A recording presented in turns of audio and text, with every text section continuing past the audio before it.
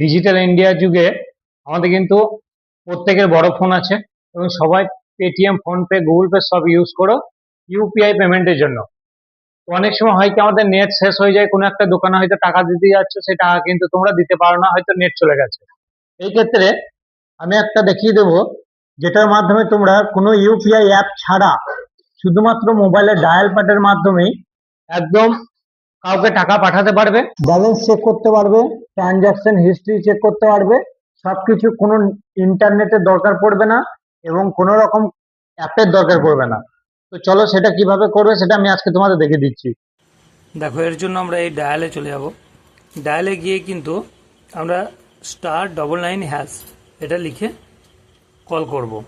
এটা তোমরা সেই নাম্বার থেকে লিখবে যে নাম্বারে তোমাদের ইউপিআই অলরেডি আগে থেকে রেজিস্টার হয়ে আছে, বা সেই সিমটাতে যেন রিচার্জ থাকে এবং সিমটা যেন তোমার ফোনে থাকে। দেখো, এতগুলো কিন্তু অপশন দিয়ে দিল।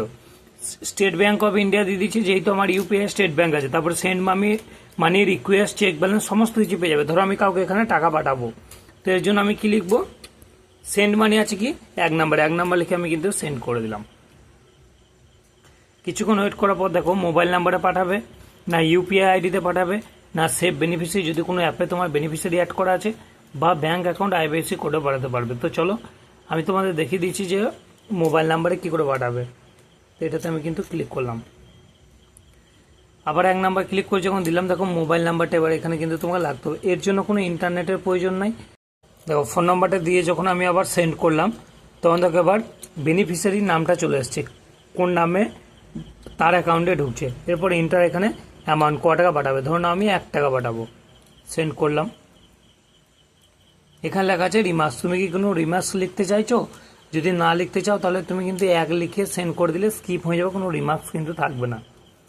এরপরে দেখো এবার দিয়ে দিয়েছে তুমি কোন মোবাইল নাম্বারে পেমেন্ট করছো এবং কত টাকা পেমেন্ট করছো সেটা দিয়ে দিল। এখানে এবার তোমার যে ইউপিআই পিনটা আছে সেই পিনটা দেবে। দেখো অ্যাপ্রুভ অফ কমপ্লিট সাকসেসফুল। এইভাবে তোমাদের কিন্তু ইউপিআই পিনটা দেওয়ার পর সেন্ড করে দিলে তোমাদের টাকা কিন্তু পাঠানো হবে। এইভাবে তোমরা ইন্টারনেট ছাড়াই অন্য কোনো ব্যক্তিকে তোমরা টাকা পাঠিয়ে দিতে পারবে, এবং সেটা ইন্টারনেট না থাকলেও হবে, শুধুমাত্র ডায়াল প্যাডের মাধ্যমেই। ভিডিওটা ভালো লাগলে অবশ্যই শেয়ার করবে, চ্যানেলটা সাবস্ক্রাইব করে নেবে।